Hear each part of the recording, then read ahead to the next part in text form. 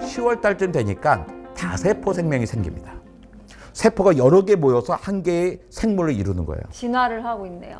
고급화가 되는 거죠. 자, 손가락 끝에 있는 세포와 눈 아래에 있는 세포가 갖고 있는 유전자가 같을까요, 다를까요? 같아요. 다릅니다. 같습니다. 같습니다. 같습니다. 다릅니까? 어떻게 다른 생각해요? 기능도 다르고 60쪽의 세포로 이루어져 네. 있는 거다 보니까 똑같은 놈들끼리 굳이 모이지 않고 다양하게 있지 않을까, 기능에 따라서. 그러니까 모든 세포는 유전자를 갖고 있잖아요. 엄마랑 아빠한테 받은 유전자를. 그렇다면 만약에 다르다면 이 손가락 끝에 있는 유전자는 우리 아빠한테 왔고 눈 아래에 있는 세포는 307호 아저씨한테 왔을까요? 그럴 리는 없잖아요. 아, 그럼 안 다 되는데? 똑같이 엄마와 아빠한테 네. 왔잖아요. 네. 그러니까 똑같은 유전자를 갖고 있는 거예요. 유전자는 같다. 유전자를 갖고 있는데 위치에 따라서 역할이 다르니까 다른 형태의 모습을 갖고 다른 역할을 하고 있는 거죠. 이게 세포가 고도화되고 전문화되고 있는 거예요. 어떤 건 보는 거, 어떤 건 냄새를 맡고, 어떤 거는 운동을 하고 다양한 세포의 구조를 가지고서 세포가 뭐 조직이 되고 조직이 기관이 되고 이러면서 고급화가 되는 거죠. 그때가 10월 달쯤 되는 겁니다. 와.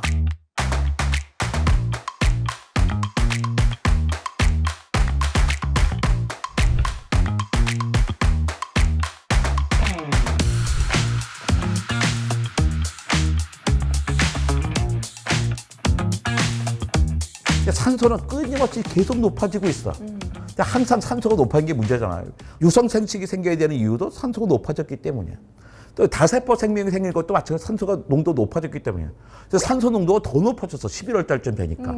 괴로워. 네, 15%가 높아졌어요. 지금 산소 농도가 21%예요. 네. 15%를 산소 양으로 치면 저 에베레스트 꼭대기밖에 안 될 거예요. 산소 지금은 치면 너무 적은 건데 그 당시 생명에게는 너무나 높은 거예요. 힘들어요. 또 위기에 빠졌어. 네. 이때 생명들이 기가 막힌 장치를 발명합니다. 어, 바로 단단한 껍데기예요. 삼엽충. 삼엽충 이런 거예요. 네. 단단한 껍데기 생기니까 어떻게 해요? 산소가 마음대로 투과하지 못해요. 확산이 마음대로 안 되는 거예요. 원하는 통로로만 전달되게 되는 거죠. 단단한 껍데기 생기니까 갑자기 생명의 종류들이 많아져요. 그렇겠네요. 그러니까 눈 커지고 갑자기 많이 나타나는 거예요. 그 전에 지층 보면 그 전에 다 말랑말랑한 거 있잖아요. 말랑말랑한 거 커질 수가 없잖아요. 물컹물컹하고. 그러니까 바로 그 아래 지층까지는 생명이 거의 없어요. 지층에. 근데 딱 그 지층부터 엄청나게 많은 생명들이 있는 거예요. 뭐 대폭발한 것처럼, 빅뱅한 것처럼. 그 지층을 보고선 찰스 다윈이 깜짝 놀라요. 도대체 이때 무슨 일이 생겼길래 갑자기 폭발을 하는가. 자기는 진화가 일어나면 한 개 조금씩 점진적으로 변할 줄 알았는데 무슨 폭발이 일어났어. 혹시 내가 잘못한 게 아닐까 생각했단 말이에요. 네. 이때가 생명 역사를 1년으로 치면 11월 4일쯤 되는 순간입니다. 생명 역사의 1년인데 11월 4일쯤 돼서야 덩어리 생기는 거야. 그때를 고생대의 시작이라고 하는 거예요. 네.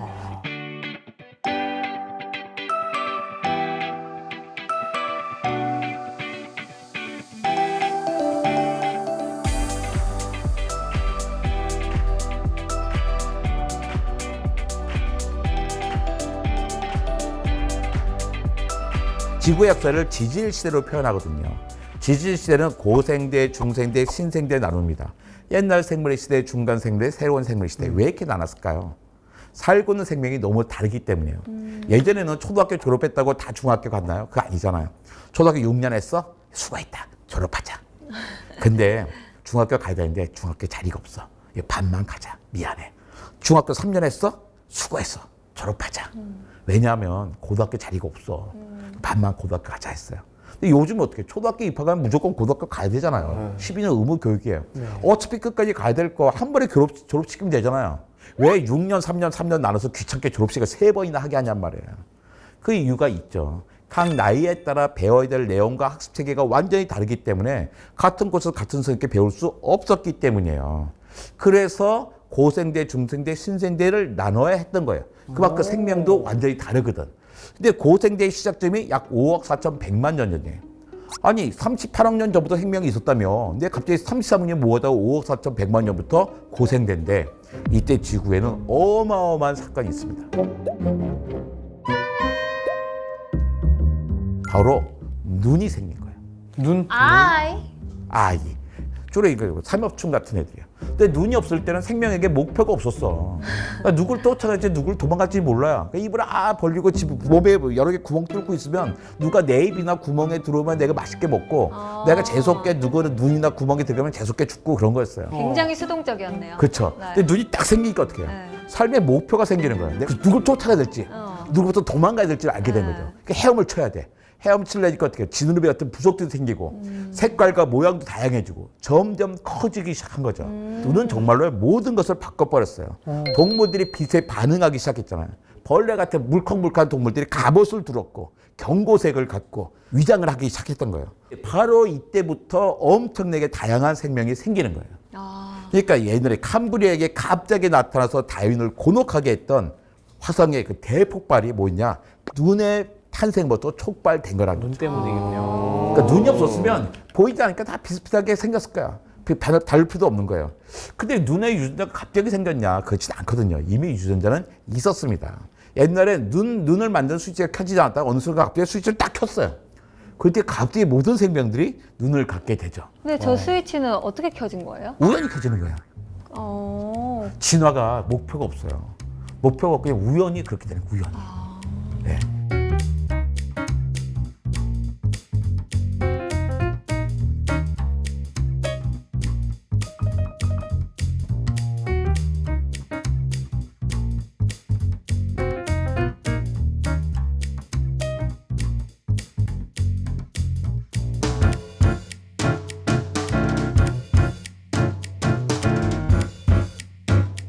다시 지구로 돌아가 보겠습니다. 지구의 한가운데 내이고 외이고 멘틀 지각이잖아요. 네. 멘틀이 고체예요. 고체인데 움직여요.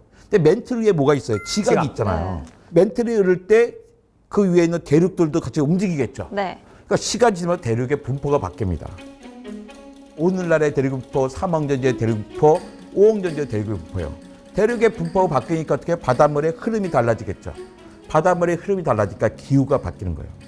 기후는 생명에게 있어서 가장 중요한 생존 조건이에요. 그러니까 기후가 바뀌었어. 그러니까 거기에 살고 있는 생명들이 가장 중요한 생존 조건이 바뀌었으니까 어떻게 해요?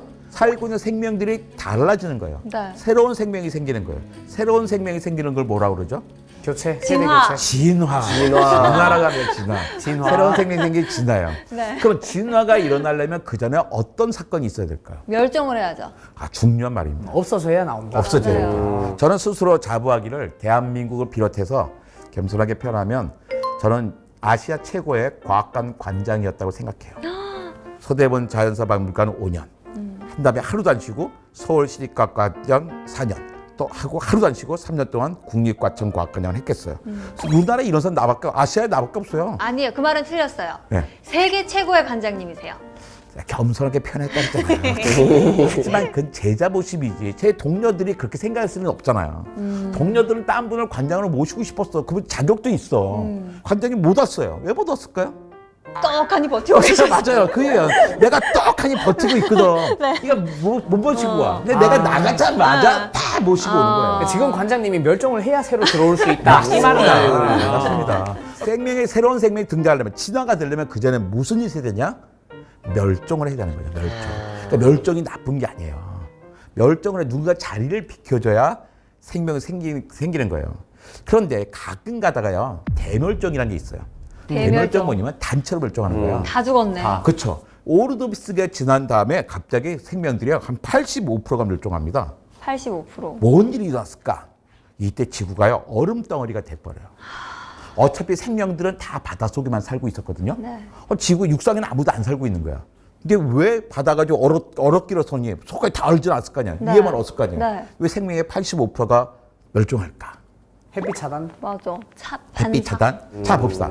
바다가 이렇게 있었어요. 자기 얕은 바다, 대륙붕이 깊은 바다에 있단 말이에요. 주로 바다 생명들은 그 대륙붕에 사는 거예요. 근데 원래 이렇게 잘 있었는데 갑자기 지구가 어떻게 돼요? 얼음 덩어리가 돼버렸어. 그럼 어떻게 해요? 바다로 내려가야 될 물이 내려가지 못하고 육지 위에 빙하로 있는 거잖아요. 네. 그렇죠. 바닷물의 높이가 어떻게 되겠어요? 내려가겠죠. 낮아지잖아요. 그러니까 살 수 있는 지역이 세워시기가 확 줄어든 거예요. 그러니까 옛날에 30평짜리 아파트에 10명이 막 살고 있었어. 바글바글 되면서. 충분히 살 수 있죠. 근데 갑자기 집이 13평으로 줄어들었어. 도저히 다 살 수가 없는 거예요. 몇 명 나가야 되잖아요. 좁죠. 딱 그런 상황이 된 거예요.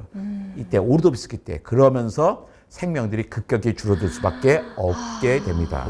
지금도 이렇게 왜 북극의 빙산이 줄어드는 건 문제가 아닌데 그린란드, 아이슬란드, 남극의 빙하가 녹는 게 커다란 문제거죠.